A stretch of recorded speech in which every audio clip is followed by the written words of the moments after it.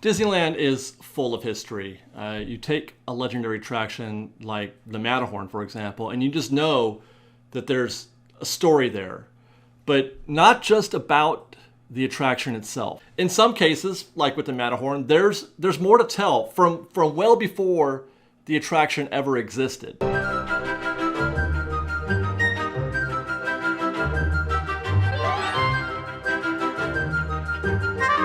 Everybody, welcome back to Fresh Baked, and we are going to start this tale with something that we all love very much and know very well.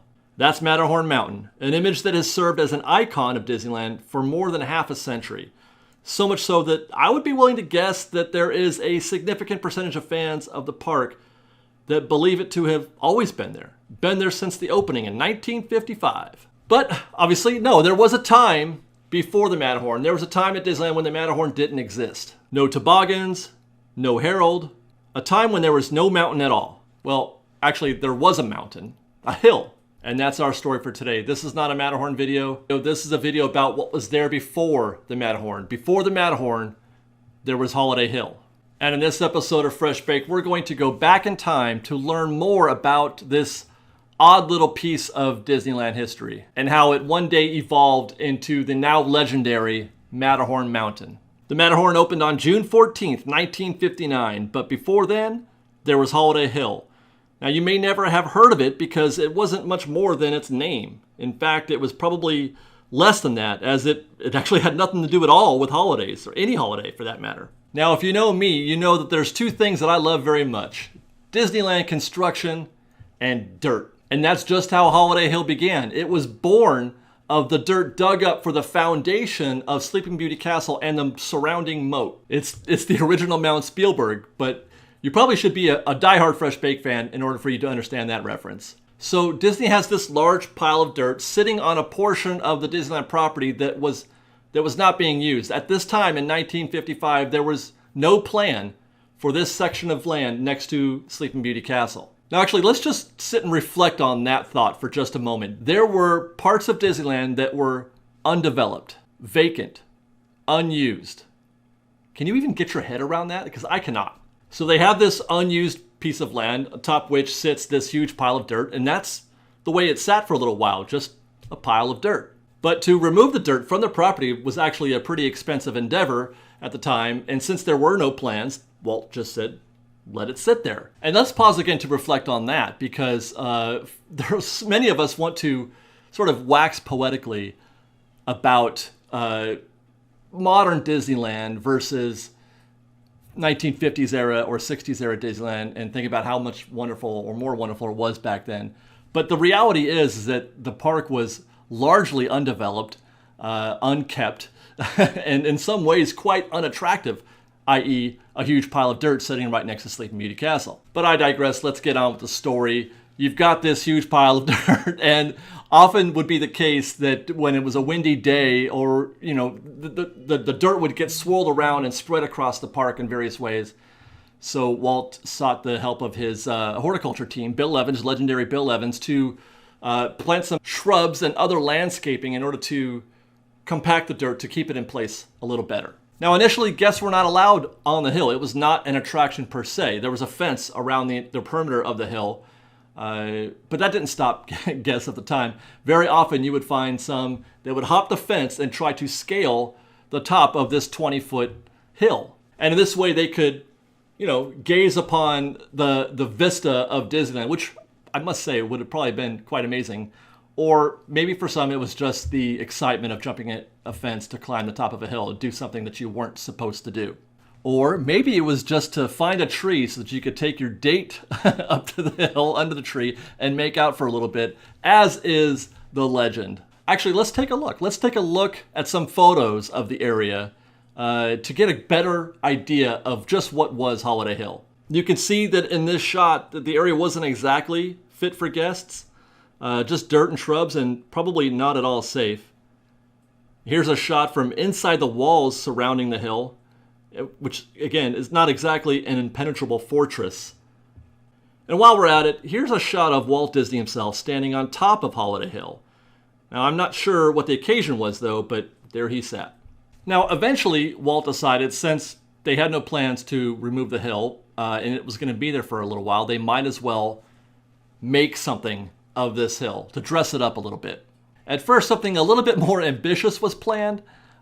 This was going to be the original location of the now infamous Rock Candy Mountain. The mountain was supposed to incorporate parts of Casey Jr. and Storybook Land, and it kind of like in the same way the mini land that they sort of were planning for Indiana Jones, or in other cases and other things that you've seen in Disneyland history, they had kind of this infatuation with mini lands, but it was going to extend both of those attractions, both Casey Jr.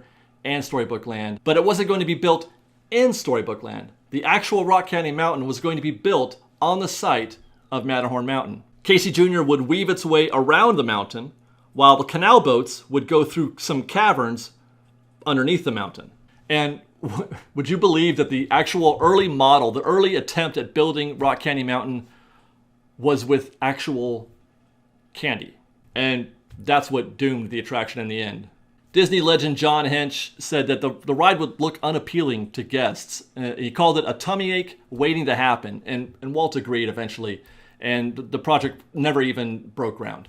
So in the meantime, while they tried to figure out what they were going to do with this hill, still not Holiday Hill, Walt went back to Bill Evans and the landscaping team, and they decided to dress the place up just a little bit more so that it would be something that might approach an actual attraction, something that would actually then turn out to be Holiday Hill. The landscaping was upgraded and actual walking paths were added, complete with handrails and everything. The hill formally became a walking path that guests could scale to the top of the hill and then back down the other side, probably towards the Nemo Lagoon. Now, before we continue, I got a few more photos that are really going to fascinate you. These are some of my favorite images from the park, and I'll show you why. Just look at this view. What I wouldn't give to see that today, and not just because we can't go to the park, but because this is a view you don't get today. The closest thing we get to it maybe is the monorail, but it's so obstructed. The view is so obstructed with new development, trees, etc., that you can't see. You can see all the way through to the other side of the park from the top of this hill. Like in this shot. That's Fantasyland from on top of the hill, and you can see the show buildings and the tents and everything, and you can see all the way past that, which I don't even know what those hills are now today. But I mean, it's got to be, Tom Sawyer's Island, Critter Country, that kind of thing. This is from on the ground in Tomorrowland. The Skyway buckets had a tower. That tower that you see right there is right on top of Holiday Hill. And again, this is not a view we get today. Imagine now a Matterhorn and a monorail in this shot. Here's a shot looking down at Holiday Hill from one of the Skyway buckets. And there again is that tower that we were just talking about. And you can see the many trails and handrails there available for guests. Here's a view from inside one of the Skyway buckets looking down at Holiday Hill, and you can see there's a road down there. I'm guessing that's the same path we walked today on our way to Tomorrowland. So on their left would be the Nemo subs. And I'll conclude with this shot right here, which is going to blow the minds of some of you watching this episode of Fresh Bake right now, as it did mine, because I literally had no idea. Thank God for Dave Landweb. This is a shot of the horseless carriage driving around Holiday Hill. And if you want to know why that's fascinating, because just look at the landscaping here. This is how it looked back in the day. Dirt everywhere, not very well kept, an unfinished piece of business. But secondly, why is there a horseless carriage this deep into the park? But it's true. Back in the day, the Main Street vehicles would go past Sleeping Beauty Castle and around Holiday Hill. I cannot get my head around this. This is just a part of Disneyland that I had no idea existed. And in spite of the fact that it's not as well kept as I would have liked, it's not as beautifully maintained as Disneyland is today, I still would very much like to go back to this time and to be able to experience something like this, just to know what it's like to keep on riding that horseless carriage deep into the park.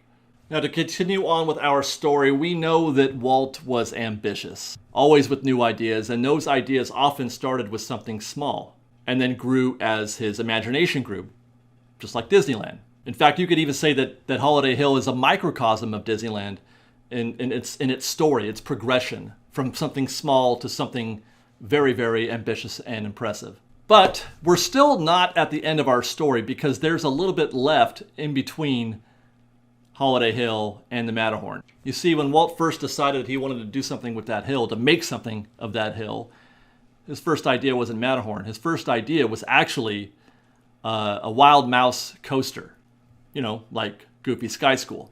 The Wild Mouse coaster was a new development in engineering for thrill rides at the time. And their idea was to put one of these rides on the Holiday Hill site, complete with fake snow. They had an idea for something, you know, like a snow-topped mountain, just not the Matterhorn, at least not yet. But of course, the Wild Mouse coaster idea was quickly too small for Walt. And as fate would have it, at the time, Walt was quite infatuated with Switzerland, with all things Swiss. And they were even in the middle of filming Third Man in the Mountain, a film that takes place or features the actual Matterhorn mountain. So again, Walt and his team quickly pivoted from something small, like a simple coaster, to something far more ambitious. Something that met the standards of Walt's creative vision. Something extra. A pile of dirt that evolved into Holiday Hill and then grew and grew and became more Disney in its scope. Not an extension of Casey Jr., not a simple coaster, but something that nobody had ever seen before. Nothing near as amazing as the Matterhorn. It's as Disney a story as can be told, in the same vein as the Haunted Mansion or the Pirates of the Caribbean or something like the Monorail. An historic attraction with a wonderful history that includes something before it even came to be, something as innocuous and unknown as Holiday Hill, but a very interesting and cute backstory. So thank you for joining us on this brief little piece of history of Disneyland. If you enjoyed the video, be sure to like it and to subscribe to our channel. You can also follow us on Instagram at _freshbaked and on Twitter at freshbakedisney. That's fresh with no E. And if you'd like to support our channel, please consider joining our Patreon campaign. We're at patreon.com/freshbaked. There are links for everything in the main page or our main channel page and in the descriptions below. Thanks again for watching, everybody, and we'll see you next time. Fresh Baked! We've got lots more videos for you to see, so grab a churro and check out some of our other videos and have your mind blown by how much fun we're having. We truly are the best of Disney Bake Fresh Daily. Don't forget to subscribe to our channel, and we'll see you next time. Fresh Baked!